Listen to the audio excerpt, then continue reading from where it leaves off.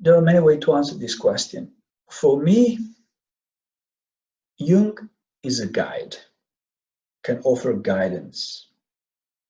What does it mean? Every time I take a book, and here I have many from him, even taking them randomly, as if you open the I Ching book, there is a sentence that touched my heart. And I can slow down and reflect on that. A colleague a few days ago sent us a quote from Collected Works, I don't know, 9. It was so pertinent to what is going on. He touched so many areas and so deeply that it could really be served as a guidance. As you know, this old wise man you can look at when you need for guidance, help, support.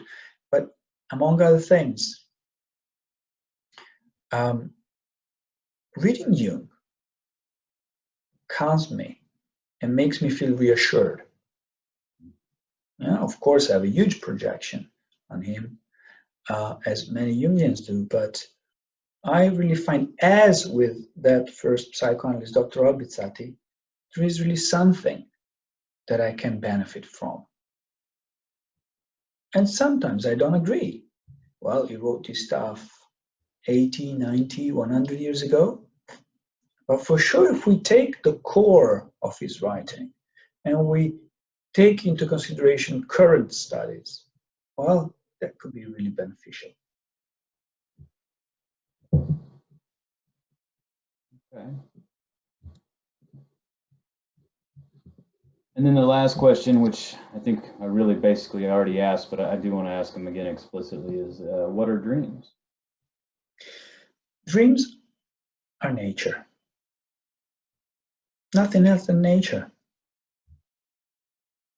Blood is nature.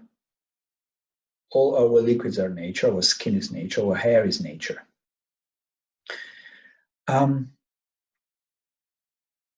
Psychoanalyst or Jungian says, as Ribi said,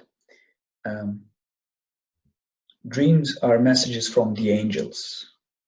Or as Gambini, although he's not in my book, said, they're messages from my tween, possibly my shadow.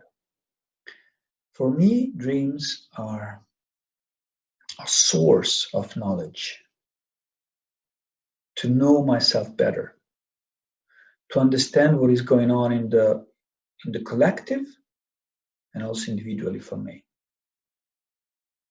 There are days when I wake up and I try to understand the meaning, and then I have a meaning, and then I meet with my psychoanalyst, and that meaning is really ridiculous. Yeah. So it's an opportunity also to enlarge who we are. You mentioned the social matrix, the dream matrix, and they're very helpful.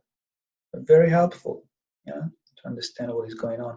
I remember a study made by Professor Andrew Sambal at the beginning of the 90s, just after the first Desert Storm War, the attack on Iraq.